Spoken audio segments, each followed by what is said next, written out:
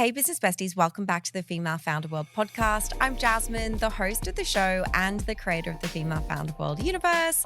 Before we kick off today's episode, I want to share a bit of an invitation. We have an event happening in LA on the 5th of September at the most beautiful garden terrace. We have incredible speakers like the founder of Bala, Live Tinted, Set Active. We have roaming content creators who bring your product. We're going to be helping you create content on the day. If you want to get tickets, I have put a link in the show notes. Okay, on to today's episode, I'm speaking with the amazing Pia Mance, founder of Heaven Mayhem. You are now entering Female Founder World with your host, Jasmine Garnsworthy. Pia, welcome. Thank you so much. Thanks for having me. For people who don't know Heaven Mayhem and what you guys are building, what is it? What are you doing? I am building the go-to place for timeless accessories, also known as Heaven Mayhem. Amazing.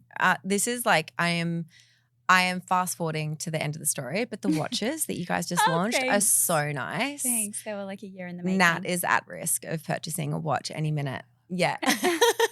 That's so sweet.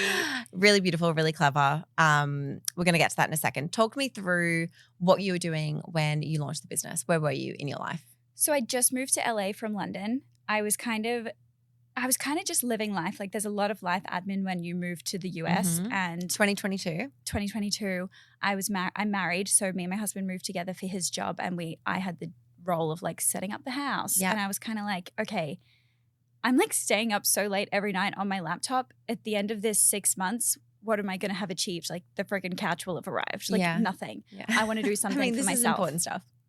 Yes, but I want to do something for myself. I want to do a brand. I want to have this. I had this idea. I've always had these ideas like in the back of my head. And when I've been on set or like listening to people, I always think like, oh, maybe I could do that. Or maybe I'll do that differently, or like have my own ideas. And so that was kind of how I decided to just launch into it and start Heaven Mayhem. Amazing. But I've been getting a lot of questions. I did a podcast recently and how I started the brand with only $900. So do you want me to explain that to you?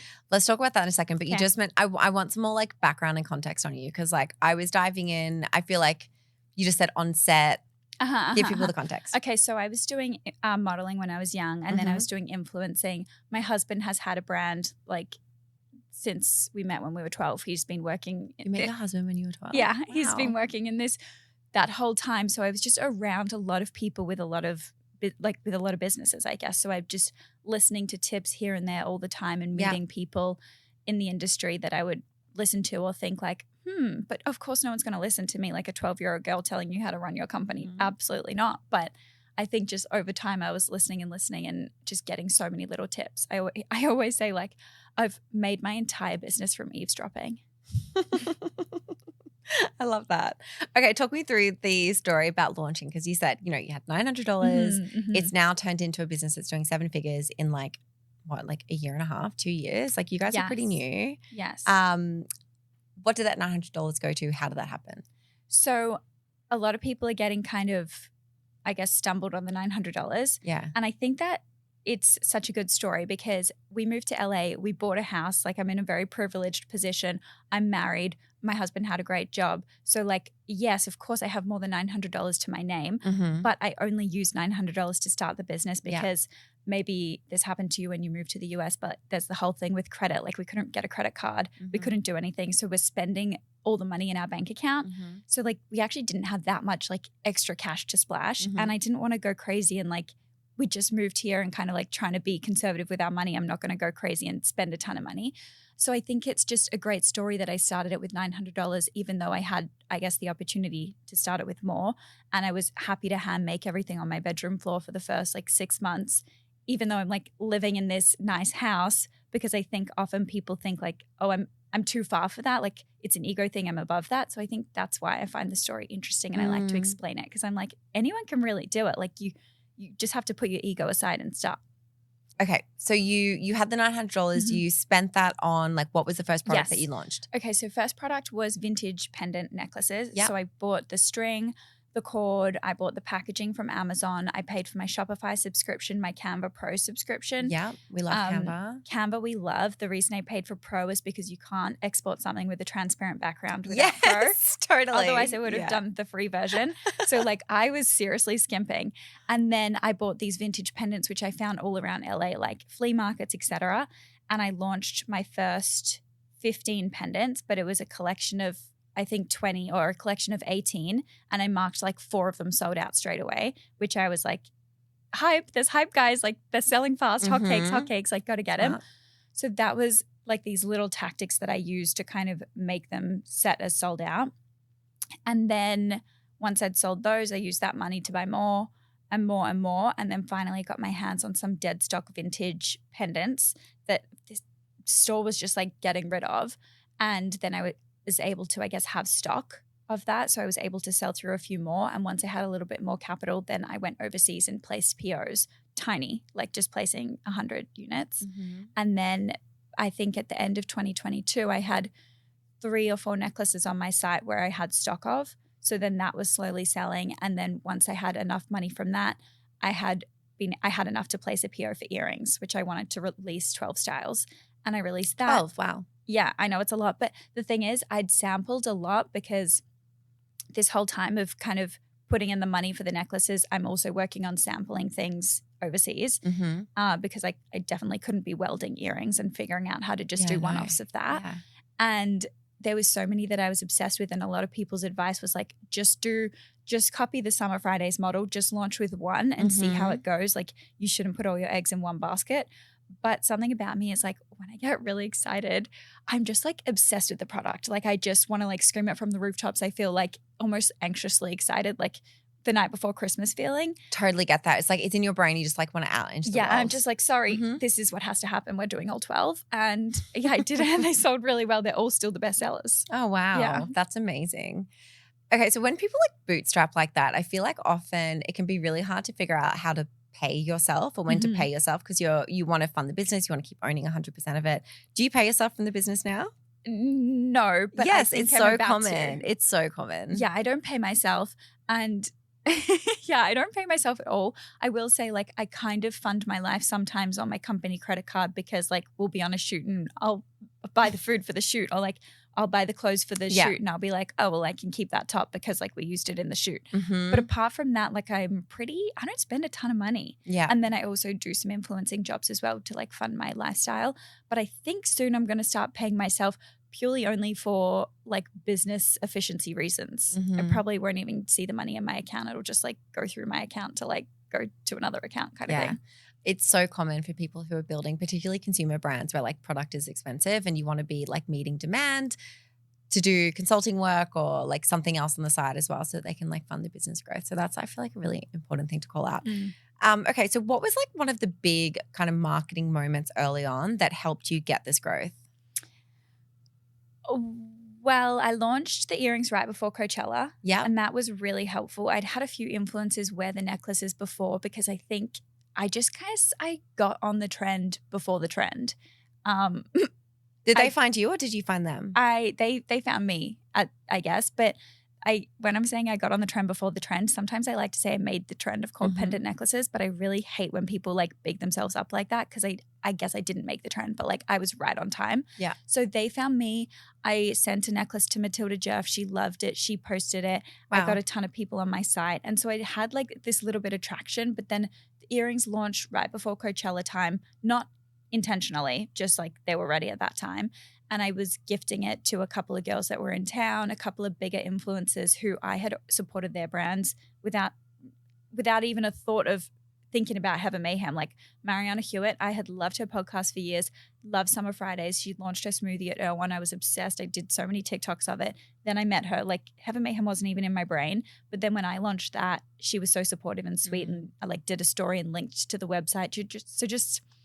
So just things like that really helped. Can I just say, just like to call out of that, like, you know, not everyone is going to have a platform and have influencer relationships, but like the thing out of that I think people need to listen to and hear is just paying it forward because people help people who help them. And that's what networking is. I could not agree more with the paying it forward. I also think I pay it forward all the time to people who I know will never help me back, but I know someone else will. So I know that like by me giving advice to this friend and like helping them grow their business, they might not actually do it back, but like something different will come along and like someone different will come along and help me. It's just like the way the world works. And like sometimes people ask me like, oh, how did you blow up? How are you so successful? I'm like, I don't know. I think it's because I'm nice. Like, and like, I don't know how to describe that, but I genuinely think you're right. Like paying it forward and doing the extra effort all the time has like kind of come back around somehow. Yeah. Okay, business besties, let's switch gears for a second. Real quick, I want to talk to you about this season's presenting sponsor, Vistaprint. They are sponsoring this entire season of the Female Founder World podcast, and we love a supportive sponsor. So much so that we're actually working with Vistaprint ourselves to create the merch and all of those beautiful event perks that you know and love from our in real life Female Founder World events. If you haven't heard of Vistaprint, here's what you need to know. Vistaprint helps all kinds of business owners print all kinds of marketing products like super professional business cards, fun merch, eye-catching flyers and brochures, and a whole bunch more. And it's all completely custom, so you can do whatever you want. Whatever you're imagining right now, Vistaprint can print it. And if you're wondering if you're ready to be a designer girly, their easy-to-use website makes it super simple. Plus, they have designers on hand to help you if you really need it. Right now, Vistaprint is giving all Female Founder World podcast listeners a little something, 25% off your first order at Vistaprint.com.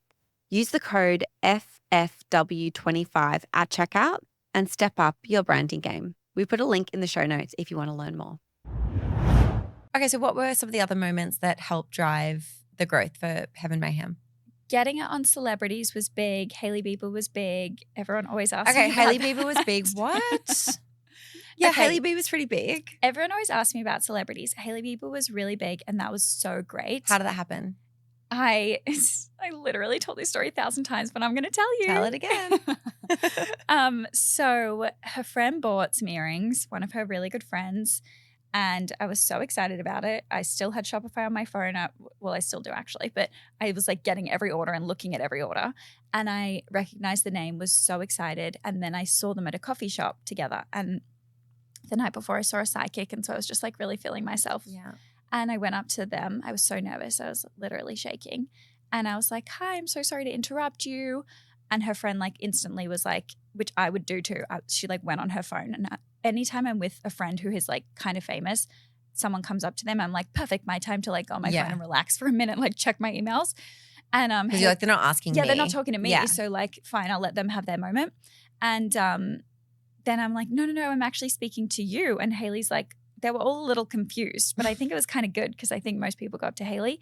And then I just said like, thank you so much for buying from my brand. Like I've been DMing you a bit, trying to get in touch. I'd love to send you some more things. And then Hailey was like, that's so sweet. Like, oh, I have a brand too. I'm like, oh, really?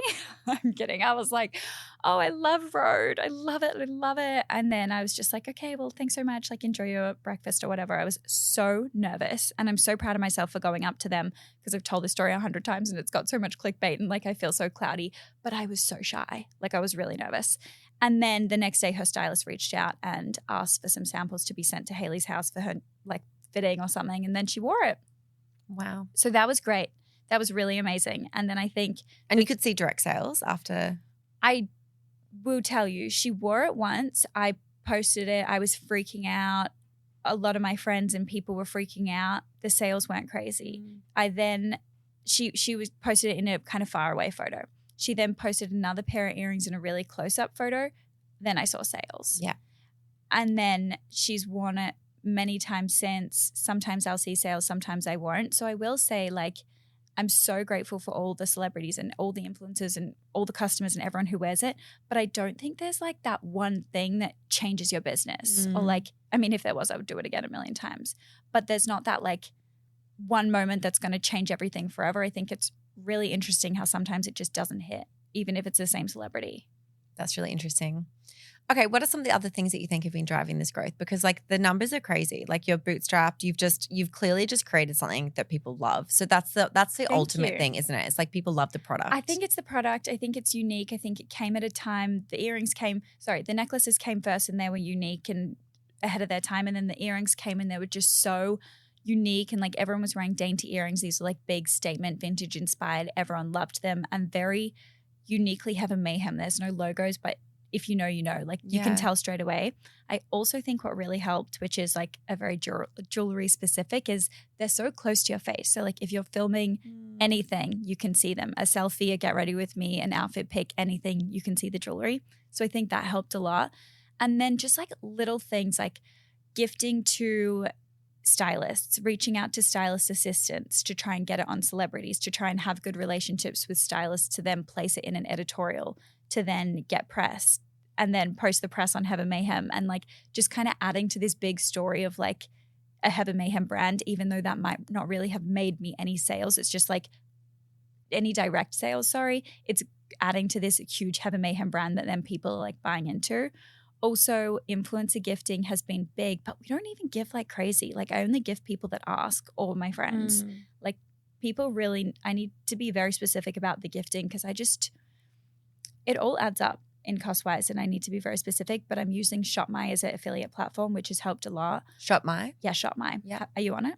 I'm not on it, but I've heard of it. It's amazing because you can really like read into the data, see who's selling, see how much they sell, how much volume they drive, and then it's like, oh, okay, the proof's in the pudding. Like if you're making a lot of money, I will pay you, or I will like invest in you more. Yeah. Oh, I will tell you one influencer who sells like crazy. Her name is Things I Bought and Liked. The thing is she's anonymous.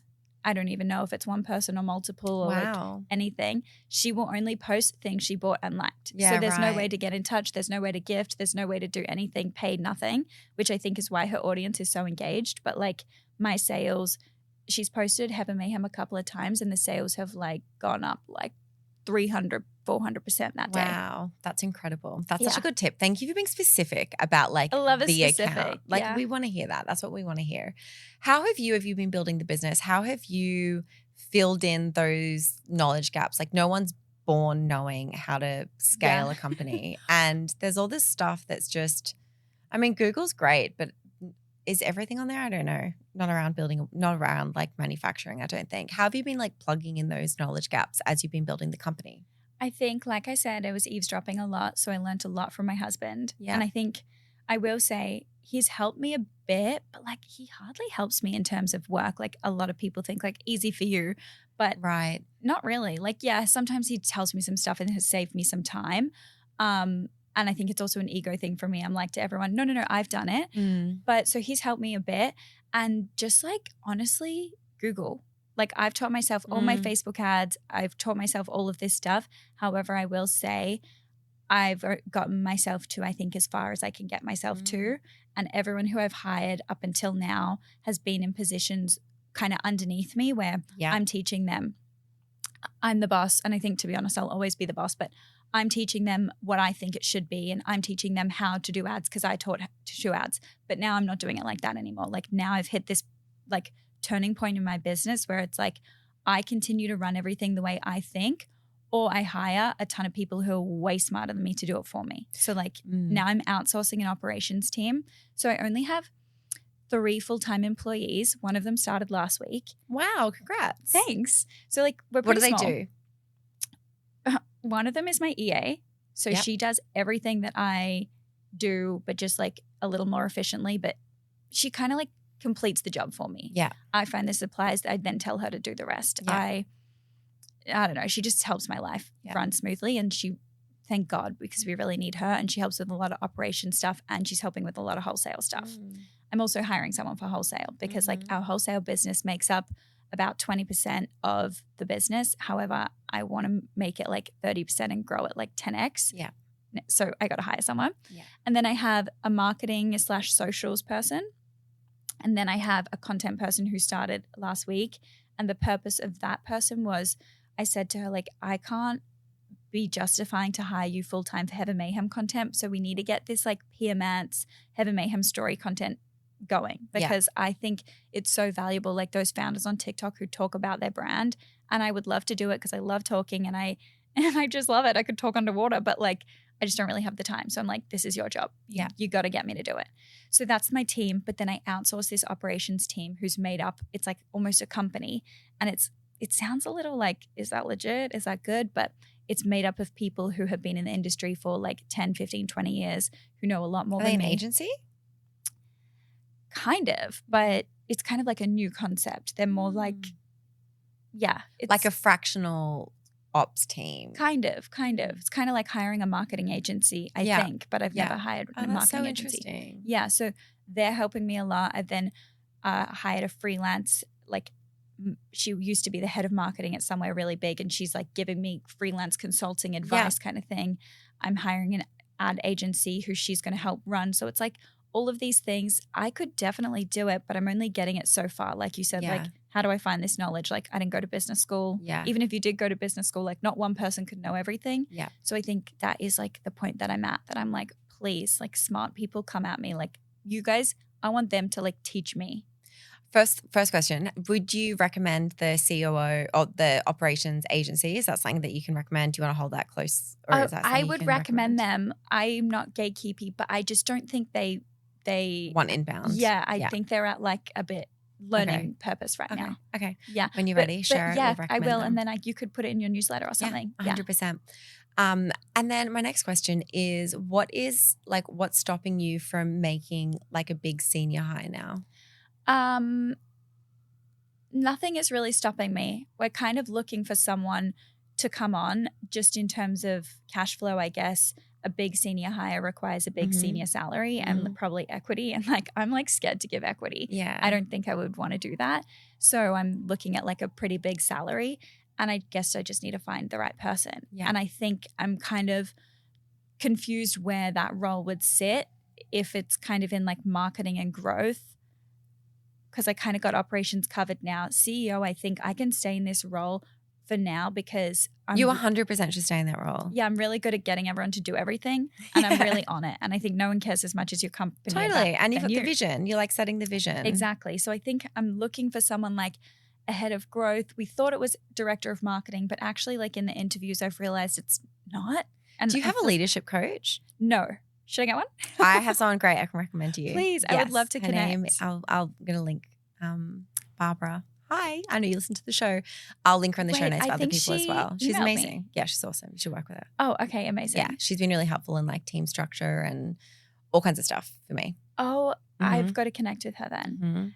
So I'll continue. I was like starting these marketing director interviews, and like I feel really bad because a lot of people applied for the job, and now I'm like, I don't think this is the job. Yeah. And like that's just like some honest feedback of like learning for me. I'm like, actually better to learn before you make an offer and someone's on the team. True. I think this is a good time to find that out. Yeah, true. Also, I'm also like with all the interview processes now, my EA interviews them, I interview them, then we have like a in-person interview with me, and then they do a project. Or the project actually comes before the in-person interview, because I really want to hire real slow. Yeah. Make sure that they're right fit, because they're quitting their job usually and like making all these sacrifices, and then they come on and like, what, that would be bad. Do you feel any like this is something I felt, and so I'm projecting, but have you felt any nerves around bringing in someone who is really senior and leading them, or do you feel really confident doing that? No, I feel really confident because good for you. Yeah, but I'm not the reason I feel so confident is because I hope that they're confident in their abilities. So I'm like, you do you teach me. Yeah. Like I'm super confident to learn from you, and like I would have this other person who's freelance consulting for me give me some KPIs so I can make sure that they're doing well. Yeah. But like apart from that, I'm like, what's the worst that's going to happen? That's such a good way of thinking about it, because like I think I get stuck in this mindset of being the one that needs to direct everyone what to do. And so like hiring someone senior in an area that I don't know anything about is kind of like, how am I going to guide you? I can't guide you because I actually have no fucking idea. Yeah, but that's why I want them to guide me. Yeah. Also, it's crossed my mind before that like, I don't know, I think I'm a little chaotic and like, you know, sometimes a little crazy and stuff. And it's crossed my mind that people would think like, oh my God, I could be running this way better than her. But that's not in my head anymore. Like I always think like, how do you get over that? Because that's in my head. Because I'm literally like, okay, go do it. Right. Like imagine, go do it. Yeah, okay, fair. I would love you to quit your job right now and go and start this instead. I can't wait to see where you'll be in 2 years. Like, you know what I mean? Like I doubt that they're going to do that because it's not easy. Like it looks so easy, but it's really not. Yeah. Okay, I want to talk about the watch launch. What made you decide to launch watches? Has it launched yet? Yeah. Yeah. It launched on July 18th. So it's only been like brand new. a week and a half. Yeah. What was from all of the learnings you've had kind of growing the business and building it, what was your launch plan, like your marketing plan? Okay. So. And what worked? Okay. We're still learning on the job every single time. So the reason I wanted to launch watches was because I wanted one myself. And this is how every single thing happens. I want something and I'm like, okay, we're going to make it. Why would I spend $25,000 on something when I could spend $25,000 developing the product? Actually, it costs more than that. But like putting that, instead of saving up the money to buy it, I should put it into development. So like, I just get this feeling, like I said, the night before Christmas, I'm like so excited, can't explain it, knew that we had to do this product. Yeah. So we started working on it. It took about a year. And it was just like fully my vision. The marketing rollout, I was really unsure what to do because one part of me wanted to take everyone along for the ride and like show them from the beginning, this is what I'm working on. But the other part was really scared of like copycat brands or people just being like, with way more infrastructure and money being like, oh, amazing idea, let's get that out now. And they can do it within 2 months. And like, I just cannot. So I was like, let's just hold the cards extremely close to my chest. And I started the marketing rollout 8 days before I showed what it was. So no one knew you were working on it, like publicly, you didn't post on stories, nothing? Nothing. We posted 2 weeks before. We had like this whole plan. 2 weeks before I did a Q&A saying like, what do you think the new launch is?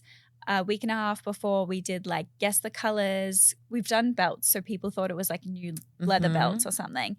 We did like a few swatch teasers, stuff like that. But like once the product's already landed in the US. So like it's all good to go. There. Yeah. And then we did a few like little guessing games and stuff. And then we unveiled the watch on the same day as WWD, Women's Wear Daily magazine, unveiled it as well, which was amazing because it just kind of created this really cool hype around the brand and kind of legitimized it. It wasn't just like a small little social media launch. It was like a legit launch. And then 8 days later, we launched it on the site and it was the best day of sales we've ever had. That wasn't a sale day like a Black Friday. And then the feedback from the watch launch was like everyone loved it. Everyone loved the rollout. They loved all our content. However, they felt it went on a little long. They were the like 8 days. Yeah. Well, it was like 8 to 10 days, I think. They felt that it was too much like, okay, cool, we get it. It's amazing. I'll just want to buy it now. Right. So I'm not sure what to do next time. I think I love to take people along for the journey. But like I said, like there's so many good things coming and I would love to share it on my stories right now. Like first samples, I'm obsessed. I can't wait for you guys to have it. But I cannot because I don't want anyone to copy me. Yeah. But can I also just say like 8 to 10 days, and that feedback, the feedback is because people just want to buy it. That's awesome. Yeah. That doesn't mean that you shouldn't build the hype. True. Because it resulted in what you want, which is sales and people saying, I actually just wanted it sooner. True. I would just stick with it. 8 to 10 days. Also, I felt so most of the products on the website, the most expensive belt is $200 and then the earrings range from like $90 to $140. This was higher. The watch is $280. It's one watch. We have 3 different strap colors which are interchangeable. So there was almost like a bit of education around it as well. So I wanted that time to like really show people what it is and like why they should get it and how they can wear it and like all the inspiration and stuff like that. I want to know how your first retailer came about. You launched into, was it Shopbot? Were they first? Launched into Revolve first. Revolve came, they all landed in my inbox. It was like amazing and crazy. I remember once I was Revolve. Sorry, let me talk about that. Revolve was amazing. And I think if you're listening and you're trying to get retail accounts for your brand, like it's really funny because at the start, the orders are so small. So you think like, oh, I just need to land this client. I just need to land this account and it's done. But like, it's really not. It's like so small that like it doesn't even scratch the surface. But over time, if you're selling for them, it grows. And like the marketing from it has been really, really great. I think Revolve and Heaven Mayhem's partnership has been so great because we get so many messages to us being like, when's this on Revolve? And then on the flip side, when Revolve has it, people see it sold out, so they'll try and come to us. So like we get their customer, but Revolve's definitely getting a lot of customers coming for Heaven Mayhem. So I think it works really well. And then we got a lot of other retailers in my inbox. I was in Ibiza with Cody. We had a 2-day trip. He was so hungover coming off the back of a bachelor party. And so like he was no fun anyway. So I was like, I'm going to go tan. And I was tanning and I was like, no, I don't have time for this. This is when my personal assistant was doing the customer care inbox and like plus filling the orders at my house. Right. She's busy. So I was like, okay, I'm going to get through the entire customer service inbox, cleaned the entire inbox out and like noticed that we'd missed an email from Bloomingdale's, Essence and someone else. And like, who was it? Maybe like Anthropology or something. But no problem. Replied to them all.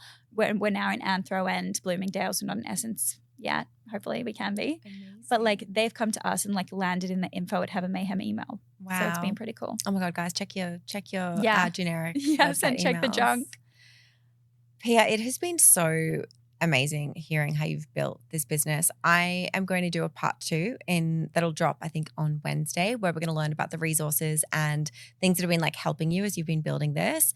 But thank you so much for coming on the show. This has been incredible. Thanks for having me. I just wanted to jump in and end the show with a quick thank you and shout out to all of our paid Business Besties subscribers. For $9 a month, Business Besties bypass literally years of networking by getting access to all of the people that you need to build your dream business. Besties get access to exclusive in-person meetups in cities all across the US, Australia, and the UK. You get access to our group chat and you get to bypass the waitlist. You also get invited to exclusive monthly group business coaching call sessions where you can speak to experts and founders and ask them all of those questions that you just can't Google. It's $9 a month. You can cancel anytime. Head to bestie.femalefounderworld.com or click the link in the show notes for more.